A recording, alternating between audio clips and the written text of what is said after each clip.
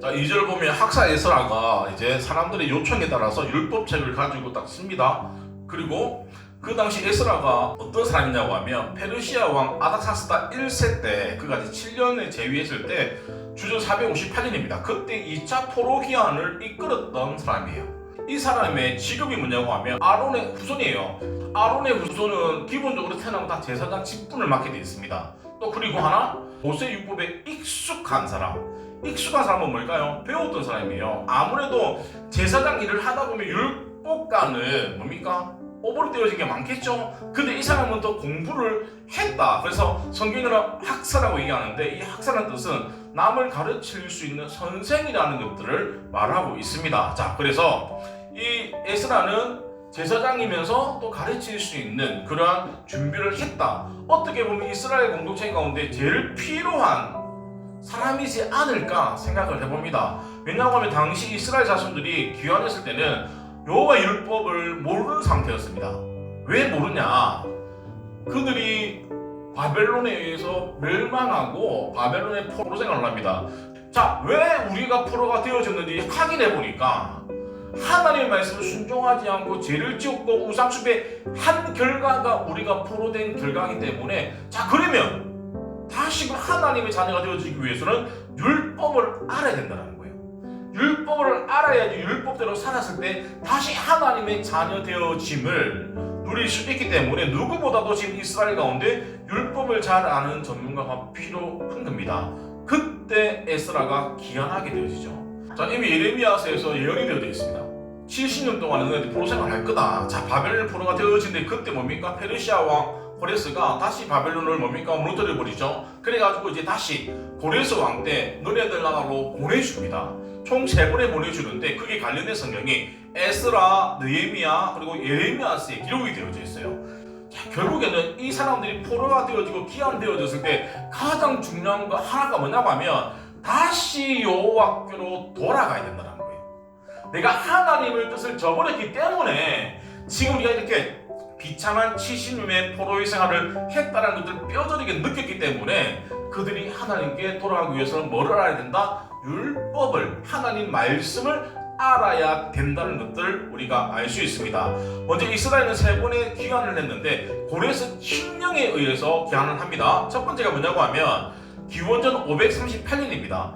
스룹바벨이 주도해가지고 기한을 해요. 그때 뭘 했냐? 예루살렘 성전을 재건하기 시작했어요. 두 번째 기한이 기원전 458년 때 에스라가 주도를 해요. 주도를 해가지고 종교적인 개혁을 합니다. 율법을 가르쳐줘가지고. 그 세 번째 기한이 445년인데 느헤미야가 등장해서 예루살렘 성벽을 완공하게 되어지는 거죠. 자, 이 3번의 기한을 통해 가지고 이스라엘 백성들이 느꼈던 게 뭐냐? 우리가 하나님께로 떠나버리니까, 하나님이 싫어하는 것을 내가 해버리니까 철저하게 우리가 고통을 받는구나. 그래서 우리에게는 뭐가 필요하다? 율법이 필요하다. 그런데 율법을 잘 가르칠 수 있는 사람을 찾아뵙겠죠. 그때 누가 등장하나? 에스라가 등장합니다. 자, 이미 에스라는 여호와 율법을 연구하고 준비를 했다라는 거예요. 가르칠 준비. 자, 이미 에스라는 이스라엘 백성들에게 율법과 규례, 법칙을 가르치기로 뭐 했다? 결심했다라는 거예요.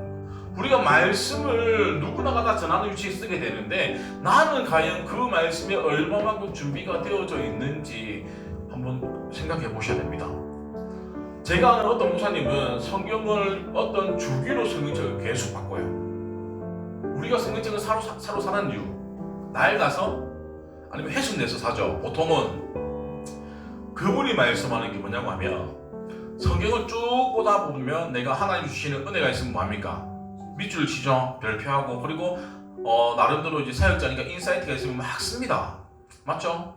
그런데 그게 그 다음에 그 성경을 봤을 때 또 다른 깨달음이 아니라 그냥 내가 옛날에 생각했던 밑줄 친 그게 먼저 간다는 거예요. 그러니까 성경은 계시되어진 책이기 때문에 우리가 성경을 다 안다는 것 자체가 말이 안 되고 모순이에요. 저도 마찬가지입니다. 성경을 볼 때마다 새로워지는 것도 있다라는 거예요. 왜냐고 하면 내 신앙이 이만큼일 때 성경을 바라보는 눈이랑 내 신앙이 성장했을 때 성경을 바라봤을 때 그 눈은 같을 수가 없습니다. 다른데도 불구하고 옛날에 밑줄 쳤던 그것 때문에 더 이상 생각을 안 한다라는 거예요. 그래서 성경을 볼 때 왜 먼저 성령님께 성경을 깨달을 수 있도록 기도해라라고 하냐면 우리 눈으로 볼 때는 그냥 한글의 한 글자 한 글자 조합이 아니라 하나님이 계시되어진 책이기 때문에 우리가 선뜻 이해가 안 되니까 도움이 필요한 거예요. 그래서 지금 우리와 함께 하시는 성령님에게 뭐합니까? 도움을 구하는 거예요. 그러니까 우리 제일 중요한 건 교회는 말씀 공동체가 되어진 게 너무너무 중요하다. 그래서 교회는 성도는 말씀을 전하는 자가 말씀을 전하는 일에 집중할 수 있도록 뭐입니까? 협력해야 된다는 거예요. 자, 그런데 보세요. 잘 다스리는 장로는 배나 존경할 자로 알되 말씀과 가르침에 수고하는 이들에게는 더욱 그리해라. 이 말이 뭡니까? 목사를 높여 이게 아니라 그만큼 하나님의 말씀을 잘 전할 수 있도록 교회가 뭡니까? 협력해라는 거예요. 제가 어릴 때는 방공, 멸공 이런 얘기를 너무 쉽게 들었습니다. 기억나세요? 포스트하고. 근데 요즘에는 방공, 멸공이라는 말씀은 뭡니까? 극구라고 합니다. 이승복을 아시죠? 나는 공상당하기 싫어요. 최근에 제가 이승복에 대해서 우리 아이들 얘기하니까 저는 당연히 있는 줄 알았어요. 교과서에. 학교에서 배웠으니까. 근데 아무도 몰라. 그래서 제가 지난주에 청년부 때 이승복 들어봤냐고 하니까 모른대요. 목사가 정치 얘기를 할 때는 제일 첫 번째도 교회, 두 번째도 교회라는 거예요. 제가 어떤 특정한 당을 까기 위함이 아니라 교회를 지켜내려고 하면 뭡니까? 우파로 갈 수밖에 없다는 거예요. 그러니까 제가 우파 성향이 있어서가 아니라 제가 경상도 출신이라서가 아니라 제가 전라도민이었어도 제가 목사가 되어졌을 때는 당당히 교회를 지킬 수 있는 발언을 하는 교회가 하나님의 눈치를 보는 사람이지, 결국에는 한인 목사는 하나님 눈치를 봐야 되는데, 자, 그러면 왜 공산화로 가면 안 되냐? 자, 우리가 역사를 배우는 이유는 뭡니까?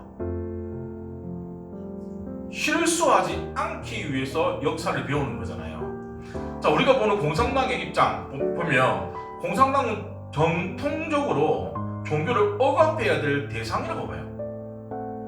자, 사회주의 이론의 창시자가 누굽니까? 마르크스죠. 종교는 민중의 아편이라고 했어요.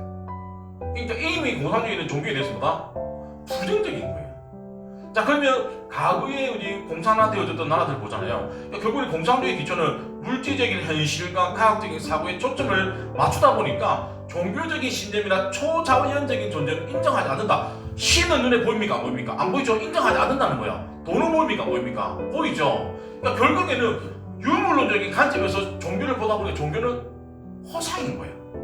예수 믿는 우리는 실상인데, 그러니까 이미 첫 스타트가 안 맞다라는 거예요. 자, 결국에는 공산당하고 기독교는 충돌할 수밖에 없다라는 거예요. 또 하나, 공산국가에서 기독교의 위치는 일단 모든 게 공산주의에서 기독교는 억압되어져 있고 제한되어 있습니다. 자, 소련이 어떻습니까? 망했죠? 망해가지고 뭡니까? 15개가 독립되어졌는데, 소련도 보면 그 당시에 종교에 대해서 어떻게 봤냐? 그들은 국가의 중심에 이념을 삼고 종교를 탄압했습니다. 그리고 우리가 알고 있는 중국 어떻습니까? 중국에도 교회가 있긴 있습니다. 있는데 철저하게 뭡니까?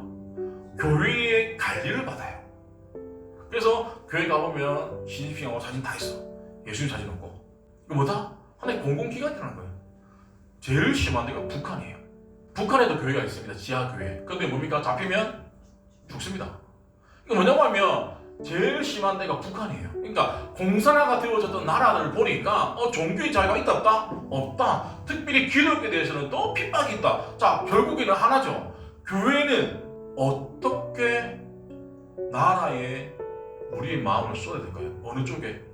자유민주주의를 지키기 위함에, 교회를 지키기 위해서는 뭡니까? 사회주의적인 그런 요소는 우리가 배제해야 된다는 것들. 왜냐하면 사회주의가 너무 좁아. 부의 재평등 되어지고, 부의 재평등을 하기 위해서 사회주의는 많이 가진 사람들 뭡니까? 가져가야 되죠. 그래서, 자, 그러면 부의 평등을 위해서 돈을 빼들어 와야 되는데 누가 빼들어올까요? 힘 있는 사람이 빼들어와야죠. 그런데 힘 있는 사람이 똑같이 나눠줄까요? 아닙니다. 부의 재평등으로 하지만 북한 보세요. 고위급 가리들을 애들 뭐합니까? 다 유학보냅니다. 우리가 있는 북한 있는 사람들 뭡니까? 다들 평균 신장이 작잖아요. 못 먹어가지고. 자, 그들이 원하는 재평등이 뭡니까? 이루어지지 않아. 자, 공산당은 똑같이 결국에는 못 살게 돼요. 근데 자유민주주의는 뭡니까? 지금은 못 살더라도 내가 노력만 하면 잘 살 수 있는 기회는 있잖아요. 그러니까 그거는 역사잖아. 우리가 아무리 사회주의가 좋다라고 이론적으로는 되게 좋아. 똑같이 잘 살 수 있으니까 많은 사람 빼들어오면 되니까. 근데 빼들어 왔을 때 그게 공평하게 안 간다라는 거예요 지금. 그래서 사회주의가 뭡니까? 망하고 있잖아요. 그래서 중국이 자꾸 뭡니까? 땅 따먹기를 하려고 하잖아요 지금. 그러니까 우리가 이게 좌파 우파의 문제가 아니라는 게 지금 중요한 거는 교회를 지키기 위해서는 사회주의적인 요소를 뭡니까? 배제해야 된다는 거예요. 그러니까 결국에는 우리 교회는 기억해야 됩니다. 하나님이 기뻐하시는 그 길로 가야 됩니다. 나랑 맞든지 맞지 않든지. 그래서 성숙한 성도는 뭐다? 교회를 따라가는 사람이에요. 목사는 그 교회를 세움에 사용되어지는 게 제 몫이라는 것들을 우리가 기억하시기 바랍니다. 기도하도록 하겠습니다.